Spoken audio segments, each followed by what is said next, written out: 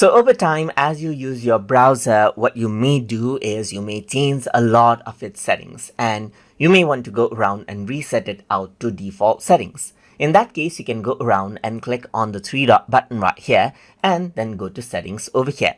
And over here under system and performance, you can see that reset settings is an option, and you simply have an option right here to restore settings to their default values. If I were to go around and click, then it says it will reset your startup page, new tab page, search engine, and pin tabs, as you can see right here. It'll also turn off all the extensions and clear temporary data and cookies, and your favorite history and saved password will not be cleared, as you can see. So you can go around and say reset right here just like this, and what happens is that everything will be reset. So if I were to go around over here, then what happens is that you can see that whatever it says right here, like the startup page and everything. So if I were to go around over here onto new page right here, that's the startup page right here.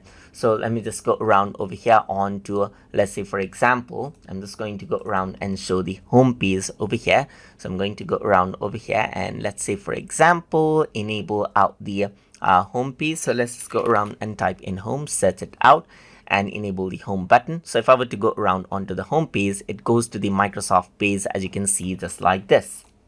And then the Bing homepage has been changed and so forth. So that is how you can go around and reset the browser settings to its defaults inside of Microsoft Edge. So I hope you guys learned something as always.